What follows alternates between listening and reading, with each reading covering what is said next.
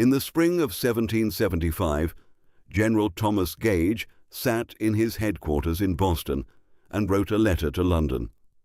The rebellion, he assured his superiors, was the work of a small criminal element, a rabble, farmers with rusted muskets and no gunpowder.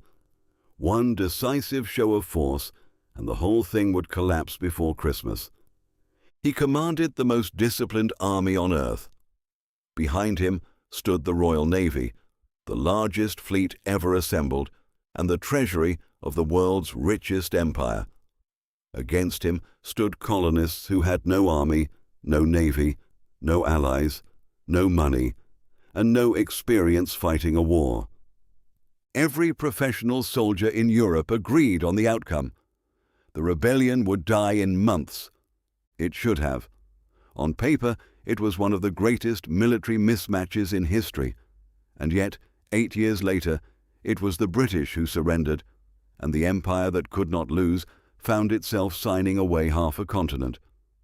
This is the story of why the British were certain the American rebellion would die in months, and the fatal miscalculations that cost them America.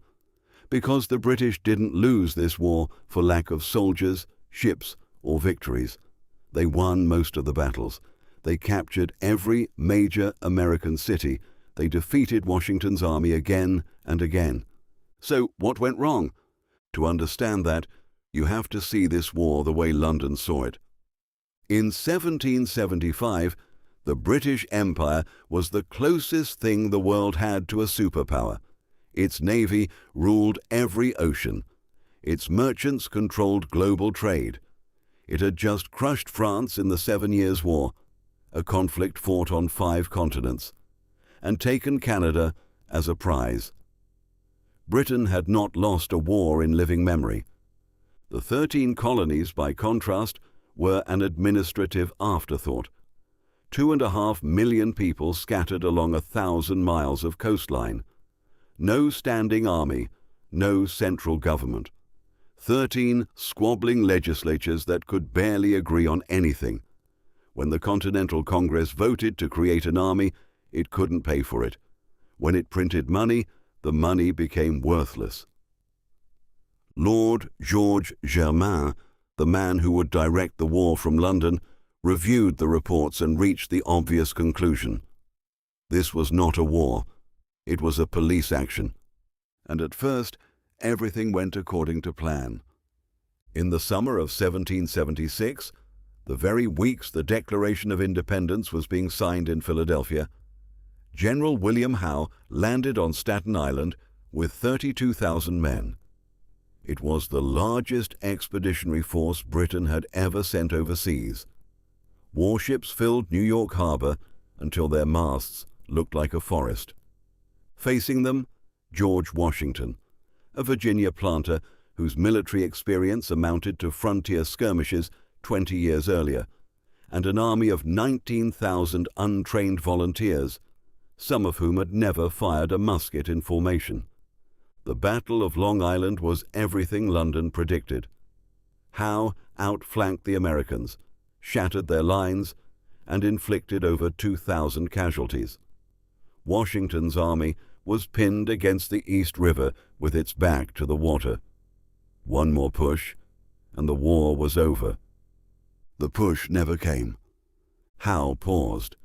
He had watched British troops slaughtered at Bunker Hill the year before, and he would not waste his army on frontal assaults.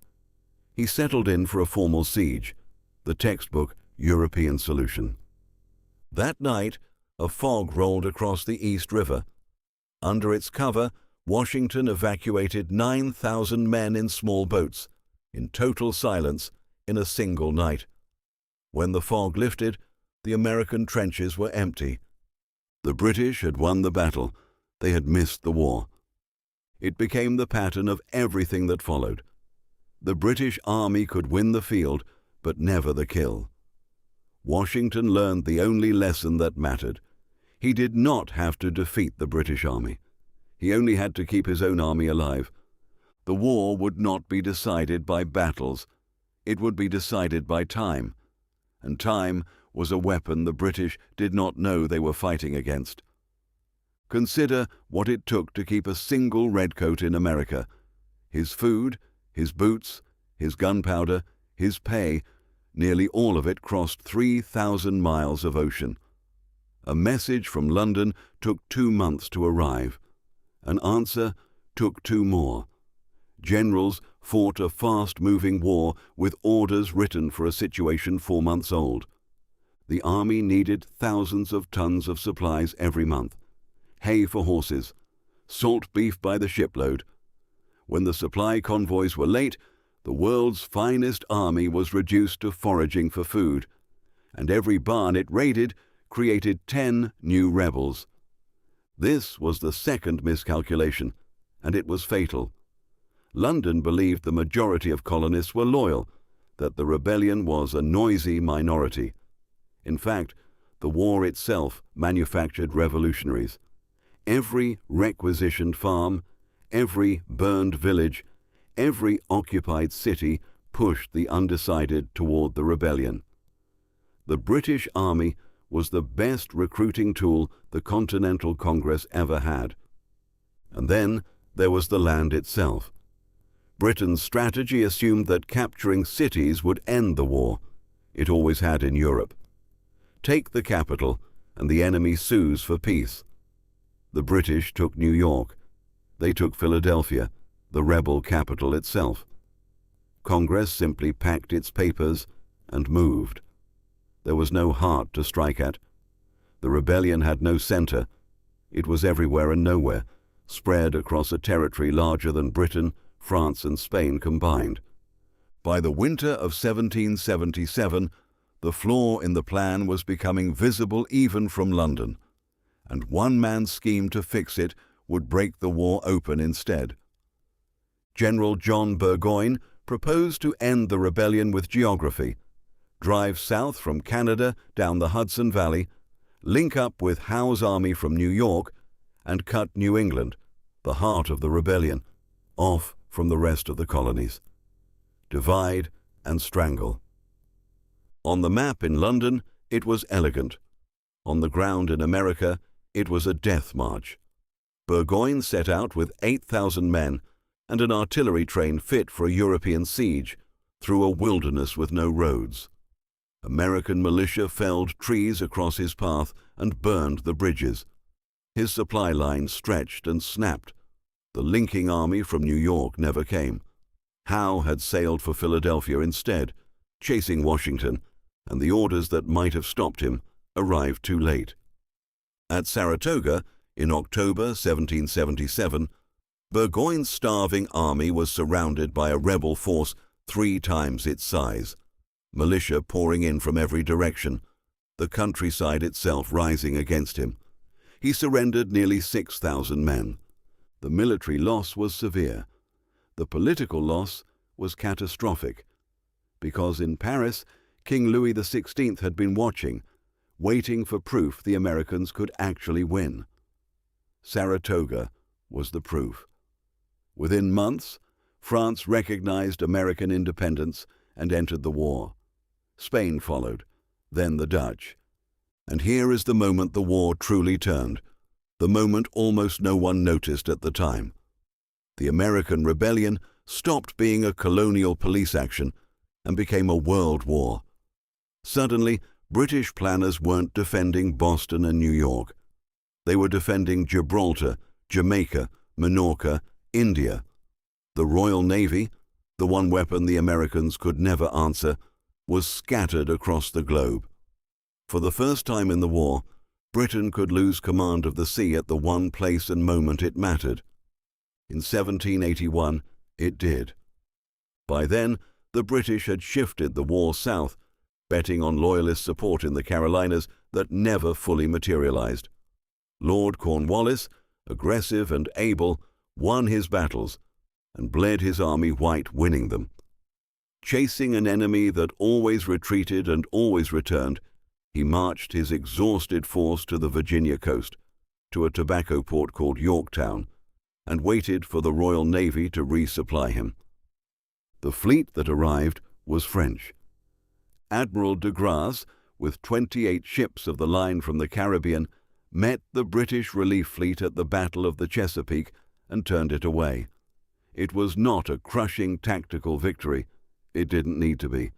For 2 critical weeks, France, not Britain, ruled the water off Yorktown.